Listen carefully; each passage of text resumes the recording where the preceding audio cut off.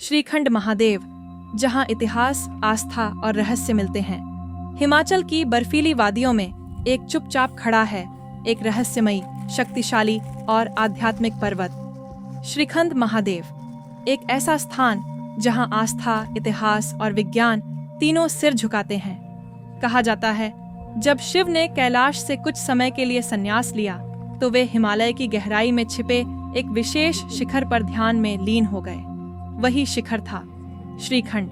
श्रद्धालु मानते हैं कि ये 17,000 फीट ऊंचा शिखर कोई आम पहाड़ नहीं, बल्कि शिव का स्वर्ग में स्थापित सिंहासन है। यहाँ स्थित है बर्फ के बीचों बीच एक 70 फीट ऊंचा प्राकृतिक शिवलिंग।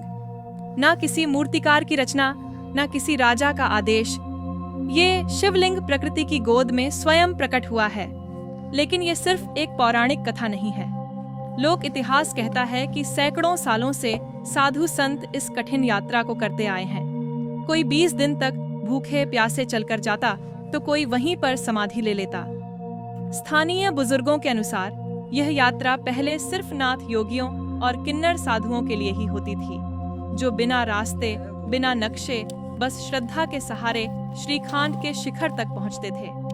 रास्ते में आज भी कई जोगियों की पुरानी समाधियां पत्थरों के बीच छिपी मिल जाती हैं। वैज्ञानिक इस प्राकृतिक शिवलिंग को ग्लेशियर और हवा के सतत घर्षण का परिणाम मानते हैं। लेकिन सवाल यही है, क्या सिर्फ हवा और बर्फ एक शिवलिंग को ऐसे आकार दे सकती है? क्या ये संयोग है या कोई दैविक संकेत? 1990 के दशक के बाद हिमाचल सरकार ने इस यात्रा को संगठित करना शुरू किया। आज इस यात्रा के लिए रजिस्ट्रेशन, मेडिकल चेकअप और सुरक्षा अनिवार्य है। 35 किलोमीटर का यह ट्रैक कई बार सांस रोक देने वाला होता है। कम ऑक्सीजन, बर्फीली ढलानें और बेहद ठंडी हवाएं। हर साल कई श्रद्धालु यहाँ से लौटते नहीं। कुछ मृत्यु को प्राप्त होते हैं और कुछ शिव से मिल जाते हैं। श्रीखंड महादेव सिर्फ एक तीर्थ नहीं, ये एक परीक्षा है, शरीर की भी और आत्मा की भी।